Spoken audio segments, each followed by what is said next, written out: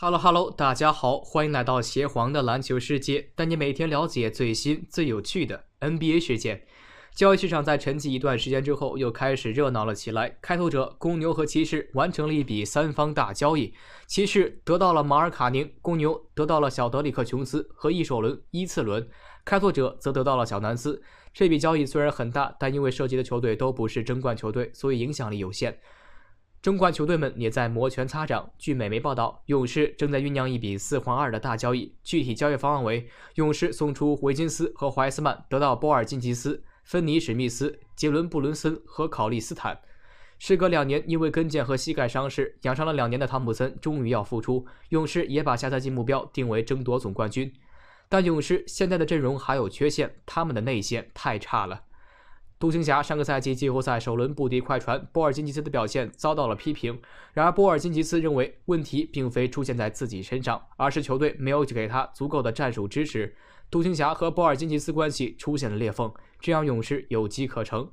波尔津吉斯上赛季常规赛场均可是能拿到 20.1 分、8.9 篮板、1.9助攻、1.4盖帽的独角兽，投篮命中率 48%， 三分球命中率 38%， 也非常的稳健。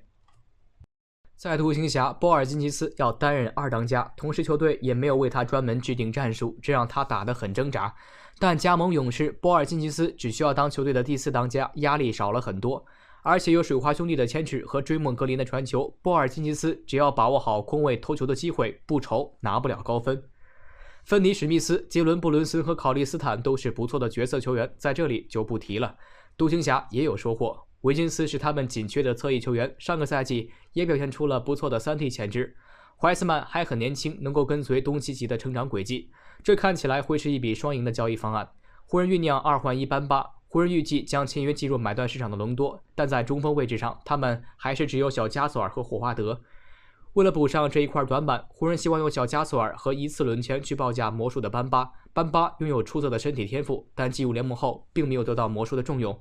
班巴的新秀合同只剩最后1年，魔术急于出手班巴，以避免明年休赛期续约的烦恼。小加索尔去年休赛期2年530万加盟湖人，但因为年龄的原因，他状态下滑得很严重，防守端已经跟不上对手脚步。湖人上个赛季引进庄神，就是因为对小加索尔不满。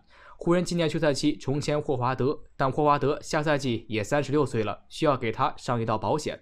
班巴年仅23岁，既能给湖人提供即战力，同时还有潜力可挖，是湖人补强内线最完美的人选。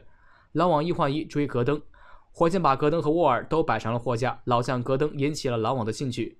火箭2019年4年7600万续约戈登，是希望他能辅助哈登争冠。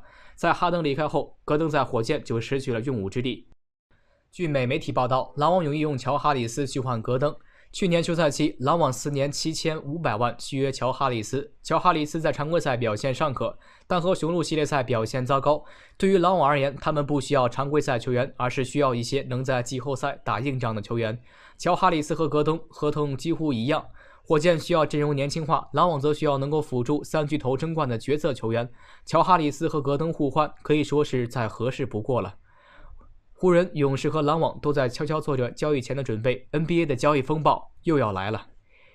接下来和大家聊一聊湖人第2队。乐于助人这个成语大家伙儿都听说过，那么乐于助湖人这个成语大家听说过吗？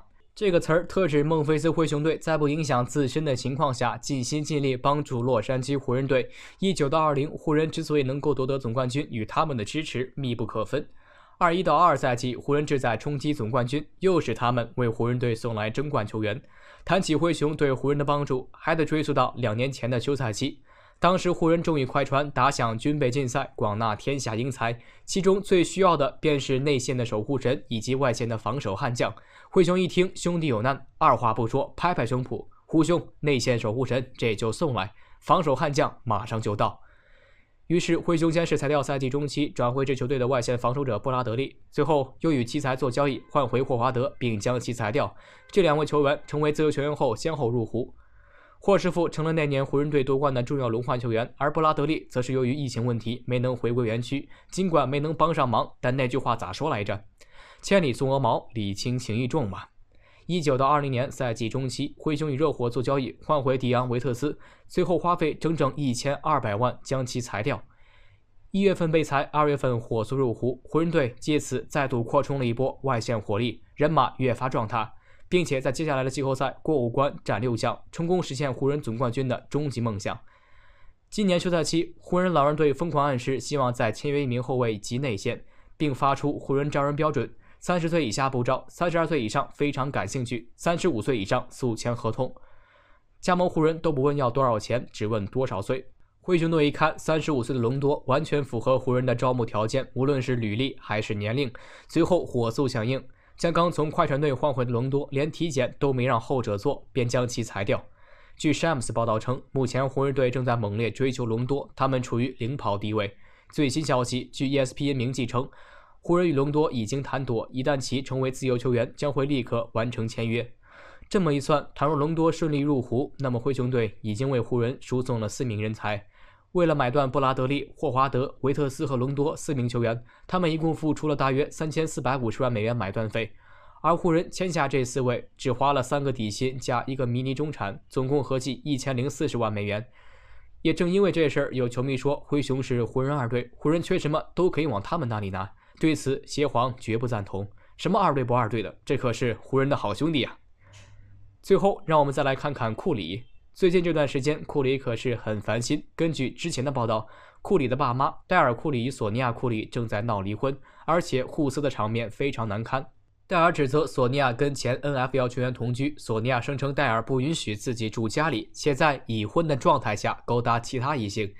虽说爱到尽头覆水难收，但家丑不可外扬。库里爸妈互撕的角度和力度跟身边的平头老百姓相比，有过之而无不及，似乎完全忘了自己的儿子是公众人物 ，NBA 联盟招牌球星。库里对这事儿的态度如何呢？美媒更新报道，库里在这桩家务事中站在了妈妈索尼娅这一边。库里的一位好友透露，库里与妈妈有着特殊的感情，他对爸爸将家丑公之于众的做法感到失望，并对爸爸的指控持怀疑态度，父子关系已降至冰点。值得一提的是，库里的妻子阿耶莎也对公公的行为感到不适。不得不说，库里与阿耶莎才是恩爱夫妻的楷模，而戴尔则要陷入孤军奋战的困境了。被老婆戴绿帽，被儿子儿媳抛弃，戴尔的内心一定百般滋味。球迷朋友们，你们对此怎么看呢？来给我留言讨论探讨一下吧。